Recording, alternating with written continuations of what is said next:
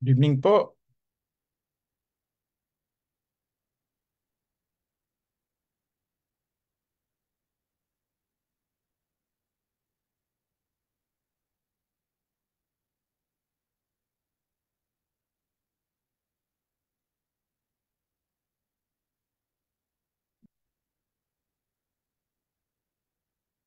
Po.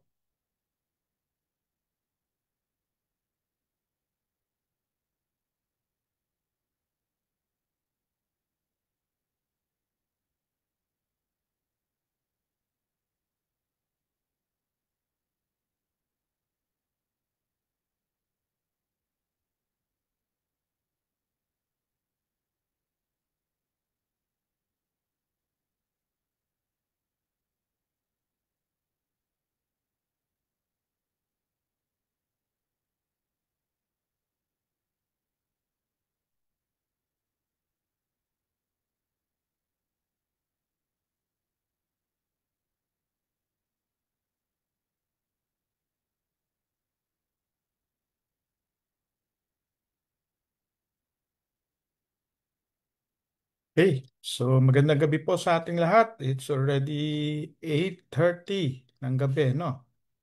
Ah, nawa ay nasa mabuti tayong kalalagayan doon po sa mga kapatid na maaring ang pamilya ay naging magandang gabi po sa ating lahat. Affected sa bagyo, no? Dalayan ko na nawa ay ingatan ng Diyos ang iyong pamilya, ang iyong kabuhayan, at maging ang inyong mga ari-arian. No? Okay, so magandang gabi at ayan na yung iba nating mga kapatid na kung kayo ay naririyan. Okay. Ang kalalagayan ng puso.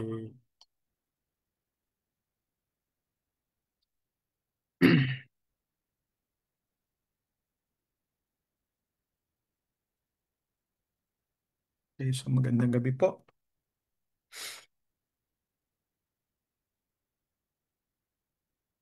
Nawa ay meron din kayong sariling payong. No? Ako, ang dami kong payong sa aking background. So, nariyan na ho ba kayo mga kapatid? At may kasama na ho ba tayo?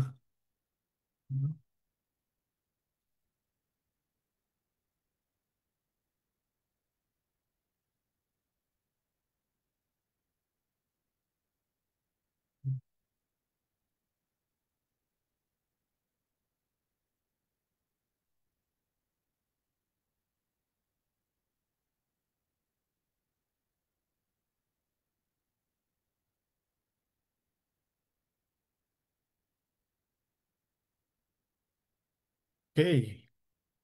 So good evening po. Good evening po, Ate Andrea. No? Ate Analu, good evening. Good evening po sa inyo. Ah, yan. No, isa pong mapagpalang gabi sa ating lahat. Salamat sa Diyos. Tayo po ay maagang nakapasok sa online at mukhang maayos naman yung signal. No? Okay. Sige po, tayo po ay manalangin. Sa iyo, Panginoon, kami po ay lumalapit. Hiling namin na ang biyaya mo ay sumaamin, patawarin at linisin niyo kami sa lahat ng aming sala at patuloy na ang banal na Espiritu ang siyang kumilos sa amin, magbigay liwanag sa aming kaisipan, magbigay ng kapayapaan sa aming puso. At patuloy din, Ama, na dalangin na ikaw ay maparangalan sa gabing ito. Sa iyo po pinagkakatiwala, Panginoon, ang aming bayan. Dinadalain po namin ang mga nasalanta ng lindol, ng bagyo, ng dalawang bagyo na ito, Panginoon. At hinihiling po namin, O Diyos, ang iyo pong mapagpalang kamay na siyang umabot at kumilos, Panginoon. Inihiling din po namin, Panginoon, ang iyo pong pagsama sa amin sa parating na panambahan sa weekend, Sabado at sa Linggo. Nagpapasalamat din kami, O Diyos, sa pagkilos mo, Panginoon, sa nakaraang weekend na kung saan patuloy na nararanasan namin ang iyo pong mapagpalang kamay. Yung nga pong pagkaloob na ang iyong salita ay maituro ayon sa iyong kalooban at maitaas ang pangalan mo sa mga kapatiran na mga nararamdaman, sakit man o anumang karamdaman, dalangin namin ay kagalingan, O Diyos.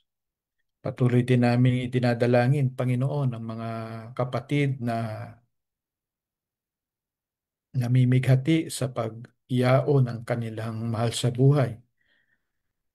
Panalangin namin, Panginoon, na patatagin niyo si Jelly, ang kanyang buong pamilya, si Ka Rudy, O Lord, ah, ang kanyang mga anak, O Diyos.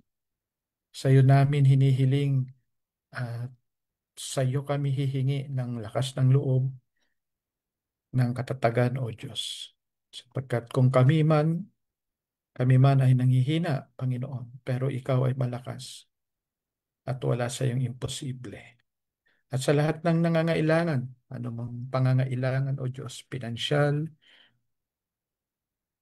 katiwasayan ng isip, kapayapaan, kayo po ang magkaloob, maging Panginoon ang mga mahal namin sa buhay.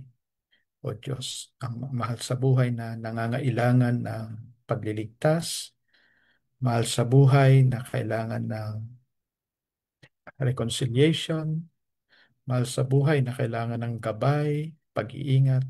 Patuloy namin pinagkakatiwala sa iyo ang mga mahal namin sa buhay. Asawa, anak, magulang, kapatid, Panginoon. Maraming salamat po, O Diyos. Maraming salamat sa gabing ito sa pangalan ni Jesus. Amen. Amen. So, magandang gabi po. Magandang gabi, Ate Margie, Ate Ellen, no? Ate Isabel, Ate Ana Lu, Ate Maymay, no? Nawa ay nasa mabuti kayong kalalagayan, no? Ah, lalo na yung mga pamilya po ninyo na nasa Pilipinas, nawa ay ingatan ng Panginoon. Sige po.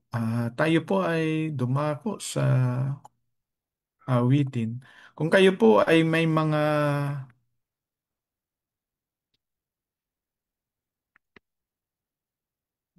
prayer request, maaari nyo pong ito ay i-message sa akin, no? Or kung kayo ay may mga praise item, pwede nyo namang ilagay dyan sa comment section. At yung at tayo po ay sama-sama para sama-sama ring maipanalangin ng mga kapatid kung makita sa comment section at sama-sama ring makapagpasalamat sa Panginoon. Okay?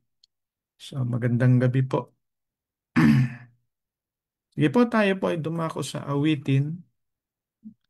Sabayan po natin ang awit na ito ng pagkilala sa Diyos, sa kanyang kadakilaan, sa kanyang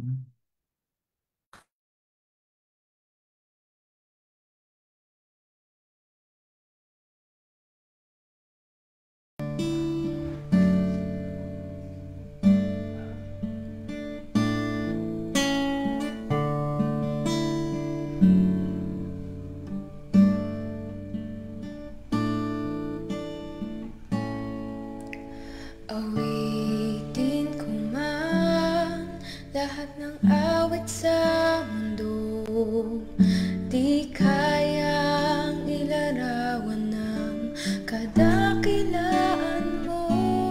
Kulang ang lahat ng tula, kulang maging mga salita upang iayak ang kabutihan mo.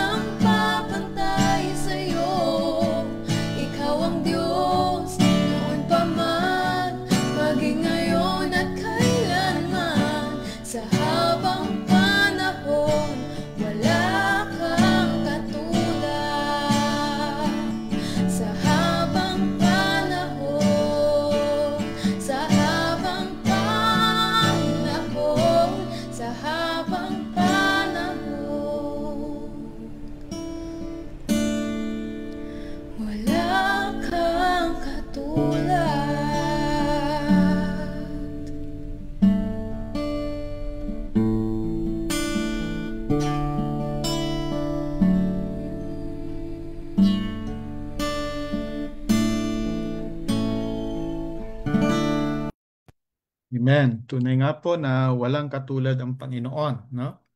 Siya po ay napakabuti, siya po ay mapagmahal at sa biyaya niya tayo po ay nakakapagpatuloy, no? Sa dinami-dami ng mga bagay na nangyayari sa ating buhay, parati siyang naroroon. Hindi niya tayo iniwan, hindi niya tayo pinabayaan, at maging sa panahon na tayo po ay lumalakad sa dilim, na maaring hindi natin maunawaan ang mga nangyayari, parati siyang naroon. At kung tayo po ngayon ay nasa gitna ng mga pagsubok, gitna ng unos, dalangin ko na nawa kung paano nakita natin yung baha ay dumating ang panahon na baha naman ang pagpapala ang sumaatin, no? Baha ng kalakasan ng loob at pagkalinga na mula sa Diyos. Okay, so magandang gabi po sa ating lahat, sa mga kapatiran, no? Kung saan man tayo naroroon, no? Tayo man ay nasa Pilipinas, no? Kung tayo man ay nasa Taoyuan, nasa Hualien, nasa Taipei, nawa ang pagpapala at pagkalinga ng Panginoon ay sumainyo. So magandang gabi, Ate Bing, no? Okay, maraming salamat sa inyo. Kung kayo po ay may mga patotoo, maaari niyong ilagay dyan sa comment section, no? Okay, good evening po, Ate Reza. Salamat sa pagsama ninyo, mga kapatid, at sa patuloy na pakikiisa sa gawain, no? So, tayo po ay dadako na sa salita ng Diyos at ito pong ating ah, ating topic. Ito po ay yung third part ng chapter 20 ng Judges, no? Yung Book of Judges. Okay.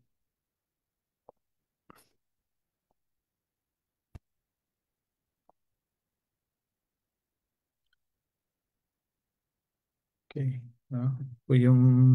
Ito yung last part ng Judges 20. Ito po ay 37 to 48. At minsan pa, babalik tanaw natin ang nangyari doon sa chapter 19, no? Na habang nakituloy sa Gibeya ang kalaguyo ng isang Levita, ay ginahasa at pinatay ng mga lalaki sa lungsod. Sa sobrang galit at lungkot, hiniwa ng Levita ang katawan ng babae sa 12 bahagi at ipinadala ito sa bawat tribo ng Israel bilang panawagan sa hustisya. Ito ang nagpasimula ng pagkakaisa ng Israel laban sa tribo ni Benjamin. Ito ay nasa Judges 20, no? Okay. So doon sa 37 to 38, 37 to 48 kung saan ito yung tatalakayin natin sa gabi ito. Tinatalakay po riyan ang pagtatagumpay ng mga Israelita. So nagtagumpay ang mga Israelita sa kanilang ambush laban sa Gibeya nang makita ng mga Benjamita ang usok mula sa nasusunog na lungsod.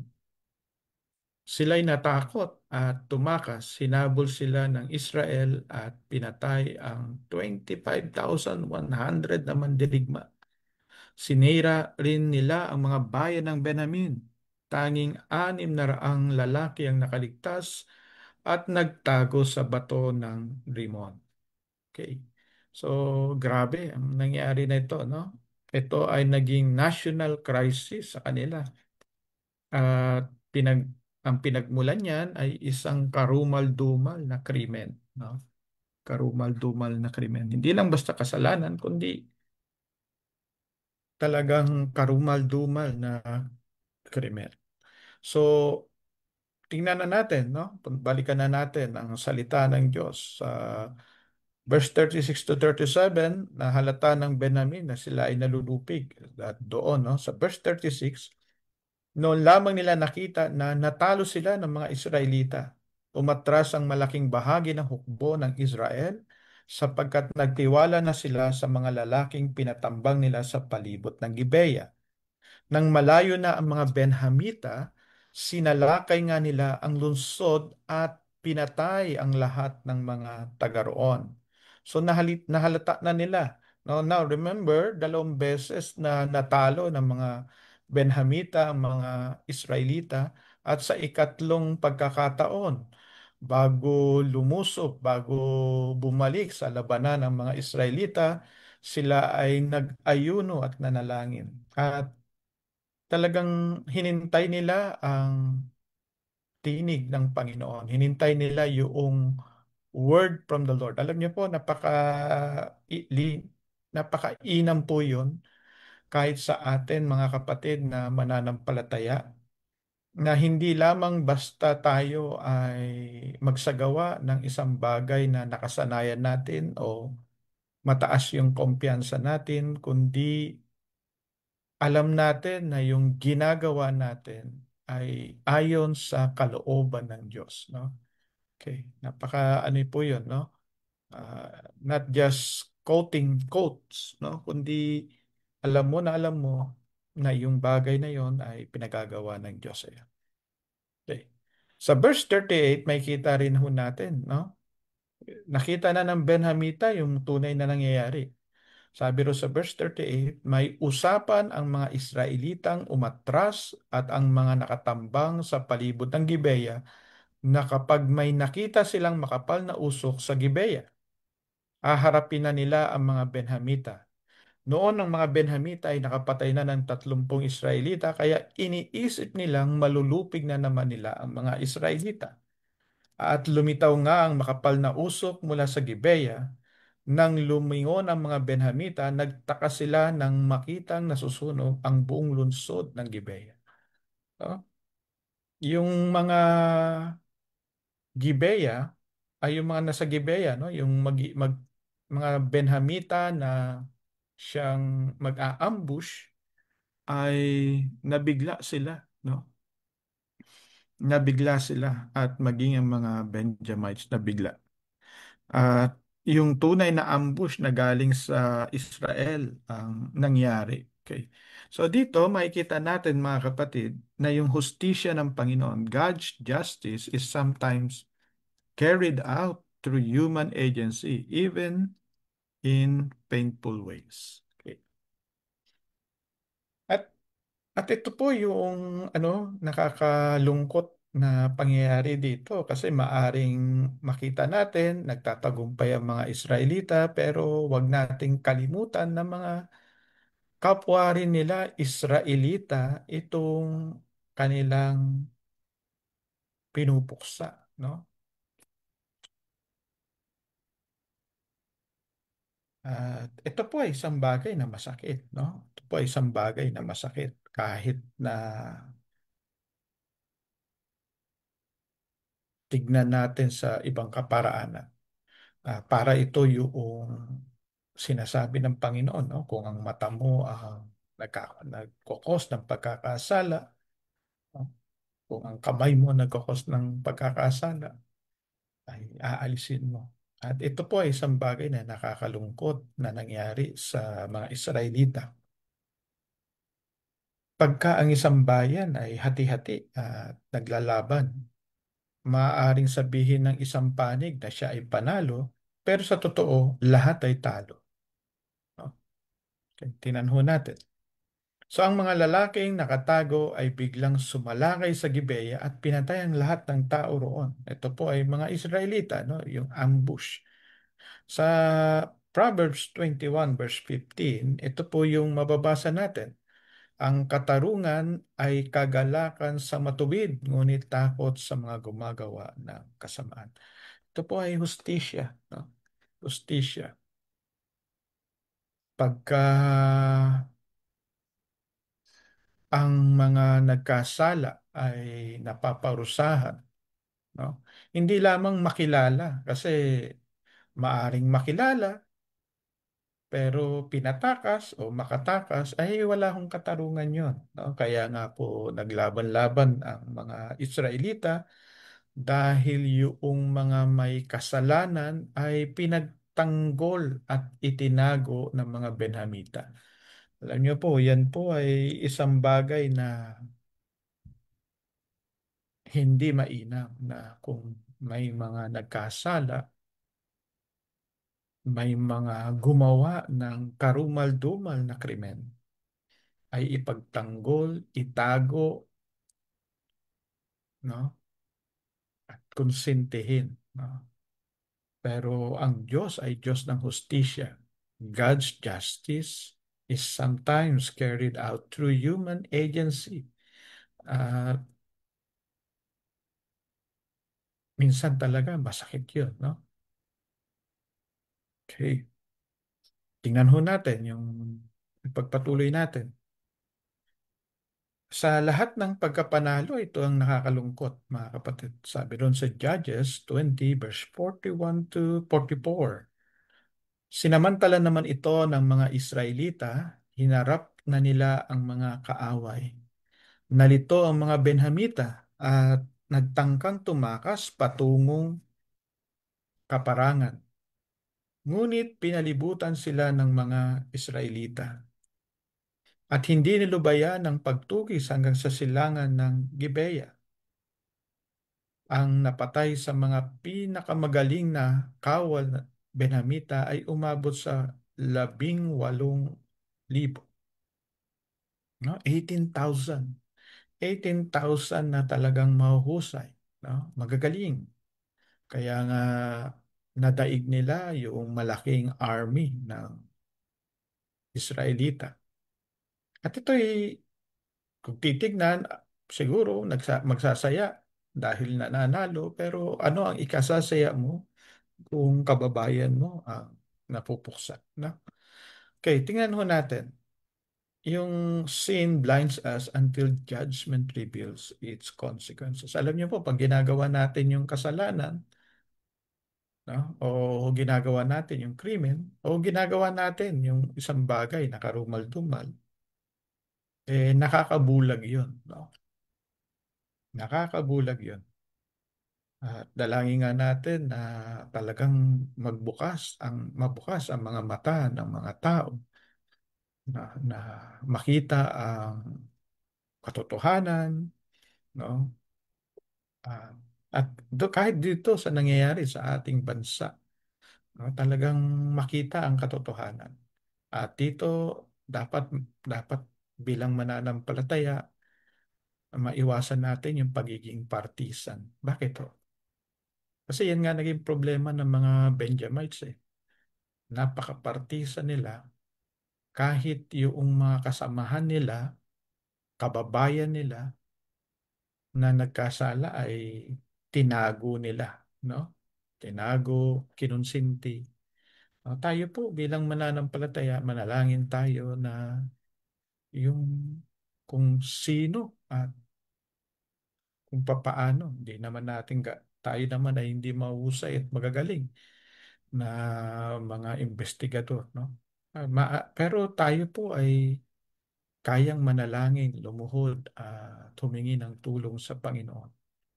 Humiling ng hustisya, kung papaano yung Levita na ito ay humiling ng hustisya. Tayo naman ay humiling din ng hustisya, no?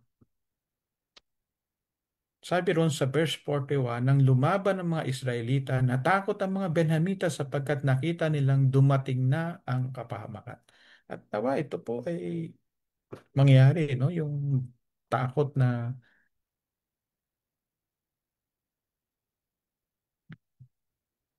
takot sa hustisya, no? At maging kung di man hustisya rito sa mundo, kung di man hustisya sa Pilipinas, ay hustisya na mula sa Diyos. Nawa, dalangin natin magkaroon ng banal na takot ang mga tao. Ang mga tao, mga nakasakatungkulan, mga nagpasasa sa kapal ng bayan, di ba? At dito ho, yung ano, yung pagkakataon na ito, yung kumpiyansa ng mga Benhamita dahil sa 2 beses silang nanalo ay gumuho, no? Sabi sa Galatias 6:7, huwag kayong padaya, ang Diyos ay hindi maaring tuyain. Ang anumang itanim ng tao, siya ring aanihin, no? Ito po yung ano yung sowing and reaping, hindi lang naman yan sa finances. Yan po ay sa kabuuan ng buhay ho natin. No? Pag tayo ay nagtatanim ng kabutihan, naaani tayo ng kabutihan. Pag tayo ay nagtatanim ng kasamaan, ay aani tayo. Na, no? So, dito makikita natin talagang nakakabulag ang pagkakasala. Nakakabulag, no? Yung karumal-dumal na kasalanan ay nakakabulag. At nakakabulag yung yaman ng sanlibutan. Maari yung i-flaunt, maari yung ipagyabang, no? Pero darating at darating ang panahon, yung paniningil. Kung hindi man paniningil ng tao, ng bansa, ng gobyerno, ay paniningil na mula sa Diyos. Okay. Huwag kayong padaya, ang Diyos ay hindi maaring tuyain. We cannot mock God. What we sow, we will reap. At yan po ay negative at positive eh. Kung ikaw ay nagtatanim, no? Ay nagtatanim ng kabutihan, alam mong aani ka ng kabutihan. Kung ikaw ay nagtatanim kahit sa pagbibigay, pagkakaloob, no? Hindi ka nagtatanim para umani, pero alam mo na mayroong good consequences yun na ang Diyos ay we cannot outgive God, no? Actually, yan nga yung ano kung makikita ho ninyo ay hindi hindi natin gaanong pinagdidiinan yon sa pulpit o during Word of God kasi kung maunawaan ng tao na yung klase ba na para kang nagmamakaawa, iniiwasan natin yun. Bakit ho? Kasi yung giving is an opportunity for you to receive God's blessing. Kung maunawaan yun ng tao, kasi yun yung sowing and reaping. Di ba? Kapart yun. Ano pa yung part ng sowing and reaping? Pagka tinataniman mo ng maigi, maging ang mga magulang mo, di ba? Ah, ang pangako ng salita ng Diyos ay may pagpapala sa mga maayos, magtrato, gumalang, sumunod sa kanilang mga magulang, no? Merong pagpapala 'yon. Merong aanihin sa kasamaan din, no? Kung ikaw ay gumagawa ng kasamaan, gumagawa ng kasinungalingan, gumagawa ng bagay na alam mo na salaman at hindi sa Diyos. Maaring maitago mo yan sa tao, pero hindi mo yan maitatago sa Diyos. No? At darating ang panahon na aanihin mo rin yan. So, ano yan eh? Ah, hindi natin matutuya ang Diyos. Ibig sabihin yun, ano, nakikita tayo ng Panginoon. Kaya ho, tayo po mga kapatid, magtanim na tayo ng maraming kabutihan. No? Magtanim tayo ng pananalangin at aani tayo ng mga himala mula sa Diyos. Magtanim tayo ng pagtitiwala, no? 'Di ba? Yung gaano ba kailangan kalaki yung itatanim mong pagtitiwala o pananampalataya? Gaano kalaki? Kasing laki ng mustard seed. Okay? Tingnan ho natin ito. Yung pagkakasala dito sa Judges 19, iisang tao lang ito mga kapatid. No? Iisang tao. Yung napas lang. At ang gumawa ay iilang tao lang din. Pero gaano karami ang namatay, no? Sa panig ng Benjamin ay 25,100, di ba? 25,100 ang namatay sa kanila, mga kapatid, no?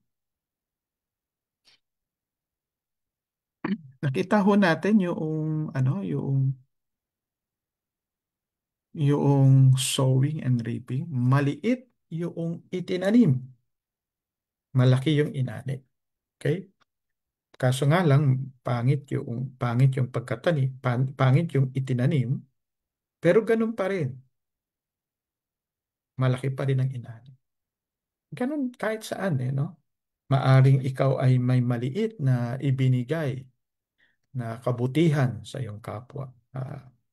Hindi mo man inaasahan, pero ang Diyos alam, at ang Diyos ang bahala sa iyo. Bahalang magpala sa iyo, bahalang gumanti sa iyo. Ganun din kahit sa ating sa ating pagkakaloob, no? Ang totoo nga niyan, minsan magtataka tayo eh. Kasi pag ang pag ang tao tapat sa Diyos, mas tapat ang Panginoon, no? Mas tapat ang Panginoon, no? Yan yung sowing and reaping. Napakahaba niyan, pero hahaba rin tayo pagka pinagpatuloy pa natin yung nito, no? So dito na tayo sa Judges 20 verse 45 to 46, no? 25,000 katao ang namatay sa Benamin. Ito po yung mga sundalo, no? Mga matatapang na mandirigma. Ito po pagkakasulat. Ang iba ay nakatakas papuntang Ilang sa batong malaki ng Rimon. Ang napatay sa daan ay 5,000. Patuloy silang hinabol ng mga Israelita at nakapatay pa ng 2,000. Lahat-lahat ng napatay na Benhamita ng araw na yon ay 25,000 na pawang mga matatapang na mandirigma. Ano raw? Pawang mga matatapang na mandirigma. Pawang mga matatapang na mandirigma. Okay. Ito yung no? Yung bunga ng isang gabing pagkakasala. Isang gabing pagkakasala, isang lahi ang halos maubos. Okay. Ang nakatakas sa batong malaki ng Rimon ay 600 at ang mga ito'y nanatili roon ng 4 na buwan. Binalikan ng mga Israelita ang iba pang Benhamita at pinatay lahat, pati mga hayop, pagkatapos sinunog nila ang lahat ng bayang sakop ng Benhamin. Kaya grabe ito mga kapatid, no? Kung patuloy niyong babasahin. Yung cause of unchecked sin is devastating. Hindi lamang sa mga individual, kundi sa buong komunidad o sa buong bayan, no? At kung ipaparalel nga natin doon sa nangyayari sa ating bayan, ay libu-libong katao, milyong mga katao ang naging apektado na ng baha, lindol, no? At ayon sa teorya na isa sa pinakalantad na dahilan ay yung flood control. Pero kung titingnan ho natin, hindi lamang yun, no? Makikita natin doon yung part ng kapabayaan ng mga taong gobyerno na dapat nagpapatupad ng batas, no? Ah, ang part sa sa bundok, malaking part diyan ay DENR, no? Sa mga agricultural land, malaking part diyan ay Department of Agrarian no? Malaking part din ang local government kasi ang local government mula barangay hanggang munisipyo, sila dapat ang nakakakita ng mga nangyayari. At iyon nga mga kapatid, kung nagtatakipan, no, nagtatakipan ang lahat ng may katungkulan, ito po ay nagdudulot ng devastation. At nakita natin yung devastation, no? At yung mga technical people, no? Yung nasa DPWH, yung mga nag-check na dapat ay maayos ang programa, yung nasa Commission of Audit, no? Iba't iba pa, no? Talagang kung titingnan natin, parang collapse.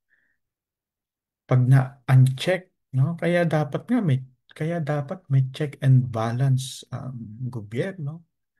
At ganun din sa atin bilang mga mananampalataya. Dapat nagpapacheck tayo sa salita ng Diyos. Kaya ho lagi tayong nagbabasa, nakikinig, no? Ang turing dapat natin sa salita ng Diyos ay mistulang salamin. Salamin upang makita natin kung meron ba tayong mga bagay na itatago, nagagawa at maaring mag-cause ng kapahamakan sa atin. No? Tingnan ho natin dito.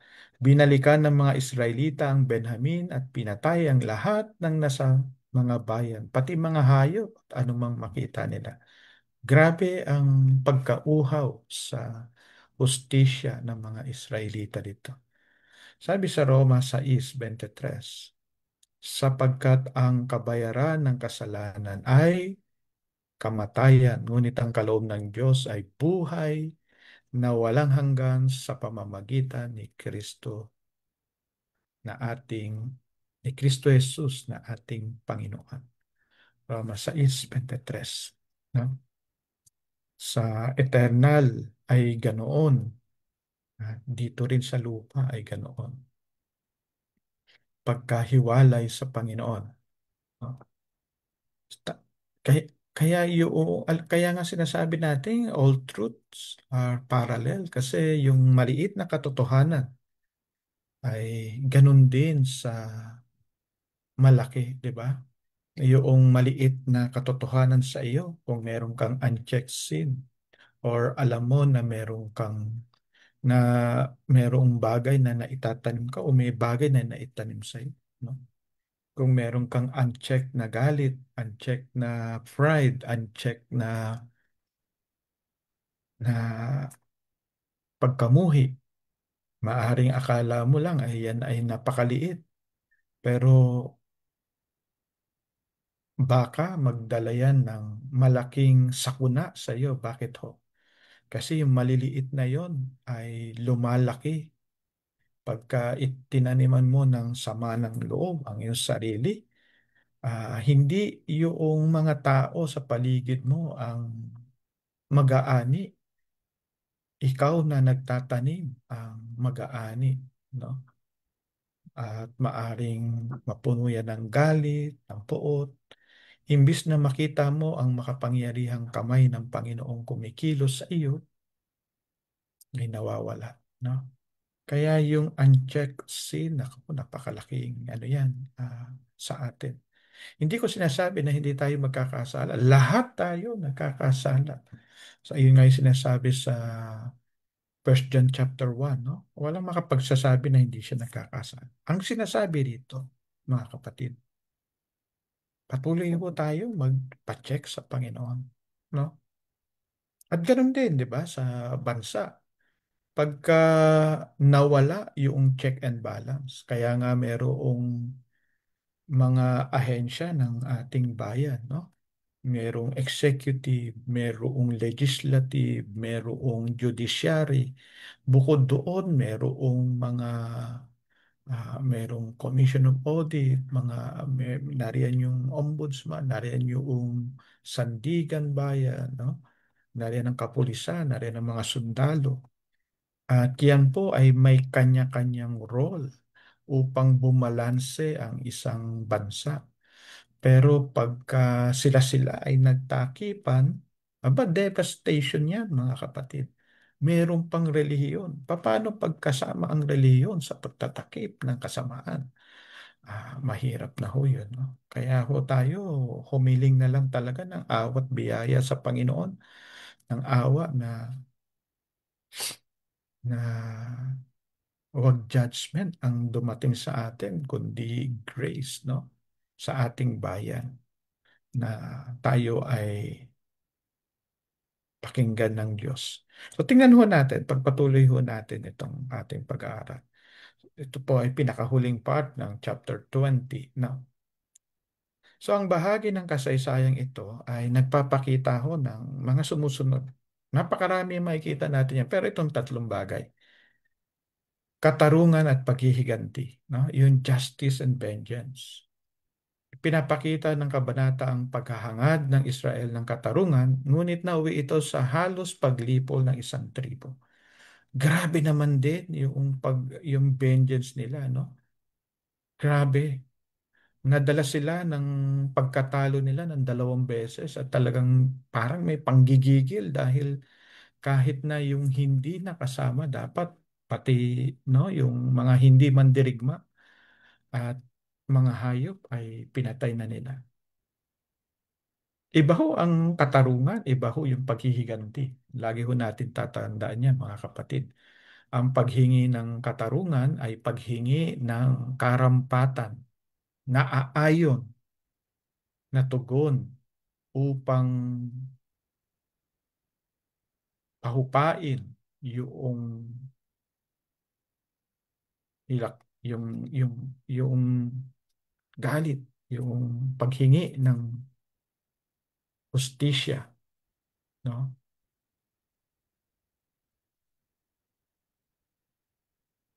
At yun nga, babalik tayo sa original, yung pagkamatay ng isang babae na kinakasama ng Libita. Okay? So, paghingi doon, no? Ang kailangan lamang ng mga Benhamita ay isuko yung mga lalaki na nagkasala. Pero dahil hindi sinuko, itinago, itinaka siguro, dumating ang punto na hindi lamang katarungan ang hinihingi, kundi talagang vengeance, no? At yun nga, slaughter ang nangyari. Okay. Pangalawa, yung pagkawatak-watak, no? Na yung kanilang unity ay na-fractured, no? Yung watak-watak na, nasira na yung pagkakaisa ng mga bayang Israel. At ito po ay nagpapakita ng kabulukang moral, talagang kabulukang espiritual ng mga Israelita. No? Nawala na, hindi natin nakitang namagitan maging ang mga religious leader nila. Okay. Pangatlo, pag-asa sa muling pagkabuo, foretelling restoration. Ang natitirang 600 lalaki ay nagbigay daan sa susunod na kabanata ng pagkakasundo. At yan ay bibitinin na natin yan, no? Okay. Ano pa yung maaari nating reflection dito or pagninilay? Una, ang pagsunod sa Diyos ay hindi laging madali. Kahit humingi sila ng patnubay, hindi hindi agad sila nagtagumpay. No, remember? Hindi sila kaagad nagtagumpay. Pangalawa, minsan ang Diyos ay nagpapahintulot ng kabiguan upang subukin ang pananampalataya at naraman. Nakita natin 'yon, no? 2 beses na pagkatalo ng Israel. Ang kasalanan ay may kapalit. Ang pagtanggi ng Benjamin na ituwid ang mali ay humantong sa digmaan at malaking kapahamakan na halos ika-ubos ng lahi ng Benjamita. Pang-apat, may nangyayari sa panalangin pag-ayuno. No? Nagnalangin, nag-ayuno yung mga Israelita Nang lumapit ang Israel sa Diyos, nang may kababaang loob sila ay pinakinggan at binigyan ng tagumpay. May nangyayari po yan, lalo na sa church. No? Kung kayo po, mga kapatid, ay hinihipo ng Panginoon na maaring isang meal sa isang linggo ay iyong i-give up to pray for our nation, for our church, no? Mainam yan. Bakit to? Kasi may nangyayari sa panalangin at pag-ayon. Ito po ay hindi lang yung normal na pananalangin, no? Kundi pagka may kasamang pag-aayuno at pananalangin, naroon yung tinatawag na intensity, intensified prayer, na alam mo, dinedeklara mo na maliban ng Diyos ang kumilos. Maliban ng Diyos ang kumilos, walang pananagutan, walang maayos na kasagutan. No? Napakainam yan mga kapatid. Kung kayo po mga kapatid na naririyan ay hinihipo ng Panginoon, sabi niya, anak, ikaw naman ay kakain ng marami pag linggo. Baka yung isang araw, isang meal sa weekdays, no? Maaring Martes, maaring Friday. Give up mo to pray, no? To pray for the nation, to pray for the Filipino ministry, no? Pag-pray yung mga outreaches, pag-pray mo yung kaibigan mo, pag-pray mo yung kamag-anak mo, pag-pray mo yung anak mo, pag-pray mo yung finances mo, pag-pray mo yung gabay ng Panginoon, no? May nangyayari sa pananalangin at pag-aayon. Okay. At ito po yung maaring iwanan kong tanong o iiwanan kong tanong para sa pagninilay o reflection pa rin. Ano ang itinuturo ng talatang ito tungkol sa kaseryosohan ng kasalanan? No? O yung buong chapter, no? Ano ang itinuturo ng buong chapter 20 tungkol sa kaseryosohan ng kasalanan? Ang kasalanan ba ay parang balahibo lang ng pusa na napakagaan? Mamaliitin lang ba natin? Nasa sa atin yan. Pangalawa, paano tayo makakamit ng katarungan ng hindi nagiging mapaghiganti? Nakita natin, no? Na nakuha na nila ang katarungan, pero grabe, hindi na nila kailangan patayin yung iba na hindi naman sundalo. Pero talagang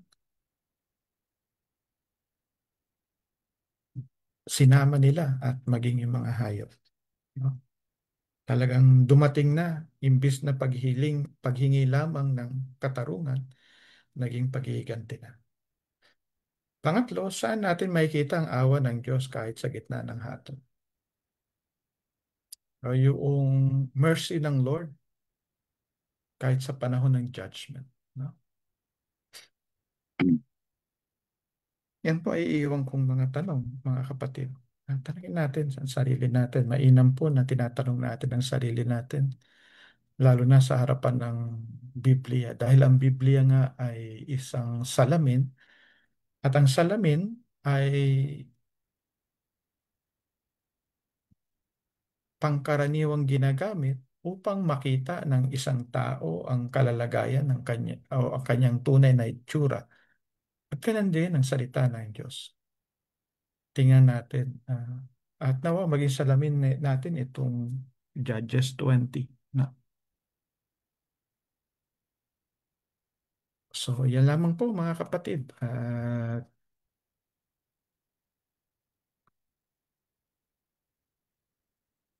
Tayo po ay dadako na sa panalangin. No? Tayo po ay dadako na sa panalangin. Wala namang mga special prayer request ngayon sa gabing ito. No? Ah,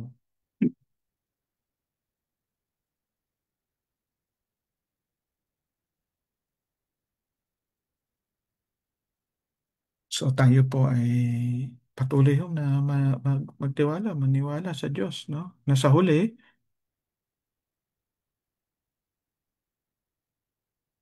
ay tagumpay, mga kapatid. Pag tayo ay nasa panig ng Diyos at tayo sa panig ng katwiran, sa tayo ay nasa panig ng katotohanan, maaaring dumaan tayo sa mga pagkatalo o ano. Okay. Ay, bago pala ito, bago tayo mag-closing, no? Tingnan ko po kung mabubuksan ko yung ano.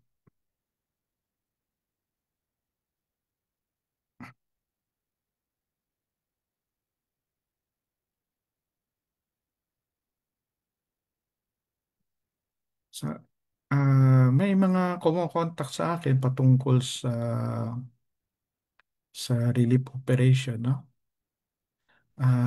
Napakalawak nitong apektado ng ating ng ano ng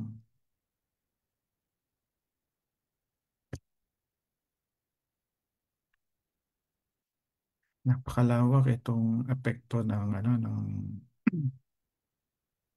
ng bagyo, no? Narin pa yung so hindi naman ganun kalaki yung resources natin kaya meron meron tayong ipapadalang tulong, no? Meron na tayong ipapadalang tulong sa mga nabagyo, no? Doon sa natanggap ko ay yung dulot-dulo, eastern at western, no? Eastern side ng Visayas at western side ng Visayas. At kung tayo po ay nagnanais na sumama o Lord willing by Friday or Saturday ay ipapadala natin tulong para sa mga binagyo. Yan. Santo Filipino Ministry GCash account 0920-6134890. Tayo po ay magpapadala at ng tulong doon sa iba. No? Okay. Okay, ayan po. Akin lamang hong inilalagay sa atin pang makita ho natin, no? Okay. Though meron naman na tayong maisasend doon, pero kung nagnanais kayo na sumama, no? It is through GCash natin, yung church account natin, na GCash account natin, doon natin siya ipapadala. At okay. Okay, so yun lamang po, no? May nagpapasalamat ako sa Diyos dahil nagche-check ako sa mga kapatiran natin, no? Whether yan ay sa Hualien, Taoyuan at sa Taipei. Nagpapasalamat ako sa Diyos at wala namang nagsabi ng naging malaking sakuna sa kanila maliban sa pagkasira ng ilang pananim o puno, ah, maliit na baha, no? At pagkawala ng kuryente at pagkawala ng signal. At nagpapasalamat tayo sa Panginoon sa pag-iingat niya sa bawat isa sa atin. Pero wag naman nating kalimutan yung mga kababayan natin, no? Panalangin natin, at patuloy tayo na maging gabay sa kanila, magbigay ng kalakasan kung may kakilala tayong personal. Okay, itong pagkakaloob natin, ito naman ho ay ito lang maiksing panahon. Pero kung magnagnanais kayo ng organization na paglalaanan talaga, I recommend yung Operation Blessing at yung PhilRADS, no? Philippine Relief. Yan po yung mga kamanampalataya natin na umaabot at sila po ay mas malawak ang naaabot. Okay. Sige po, tayo po ay manalangin. Let us close in prayer. Panginoon at dakilang Diyos, Ama namin mapagpala sa iyo. Sa gabing ito, kami po ay lumalapit, nananalangin, nahingi ng iyo pong gabay, Panginoon. Higit sa lahat, namamagitan kami para sa aming bayan. Hinihiling namin na dumaloy ang katarungan, O Diyos, dumaloy ang katotohanan. Nawa, wag maging katulad, Panginoon, ng mga Benhamita ang mga nanunungkulan na sila mismo ay nagtatakipan, Panginoon. Hiling namin ang katarungan mo ay mangyari, O Diyos, sa aming kapanahunan. At kung di man, alam namin naman na sa trono mo ay may katarungan, O Diyos. Kami po'y nananalangin para sa mga nabiktima ng lindol, ng bagyo, ng mga bagyo, sa mga nasiraan, Panginoon, ng tahanan. Kayo po ang magbigay ng kakayanan upang sila'y makabangon. Sa mga nawalan ng mahal sa buhay, bigyan niyo po sila ng kapayapaan, bigyan niyo po sila, Panginoon, ng lakas ng loob na harapin, Panginoon, ang kinabukasan. Panginoon, patuloy kaming nahiling sa iyo, O Diyos, na ng divine intervention mo, O Diyos. Kahabagan niyo po ang bansa, kahabagan niyo po ang aming bayan, kahabagan niyo po, Panginoon, ang lahat, O Diyos.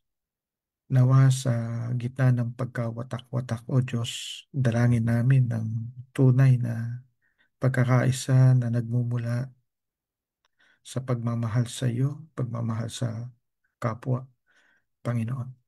Nawa yung sense of kapwa, pagkakaroon ng pagkakapwa-tao ay manumbalik sa amin, Panginoon. In spite sa lahat na nangyayari, O Diyos. Inihiling din, Panginoon, sa lahat ng kapatiran na maaring may sakit at karamdaman, dalangin namin ang kagalingan, ang mapagpala mong kamay, ang umabot sa buhay, sa puso, sa kaisipan ng bawat isa. Inihiling din namin, Panginoon, ang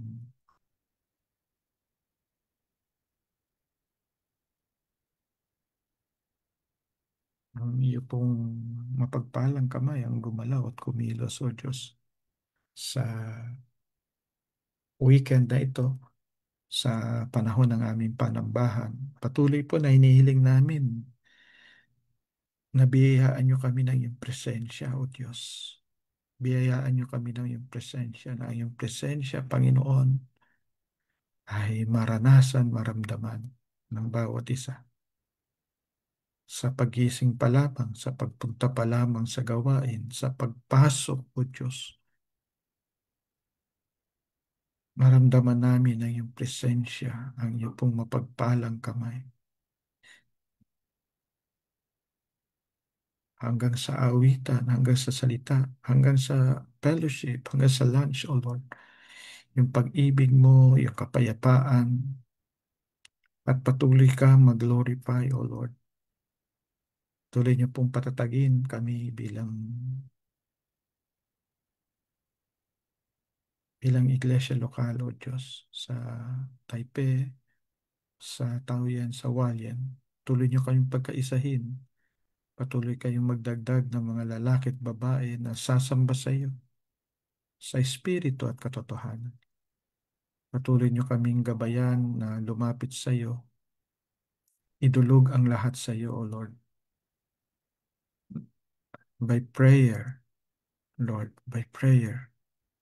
And with thanksgiving, O Lord, we will present all our concern, Panginoon.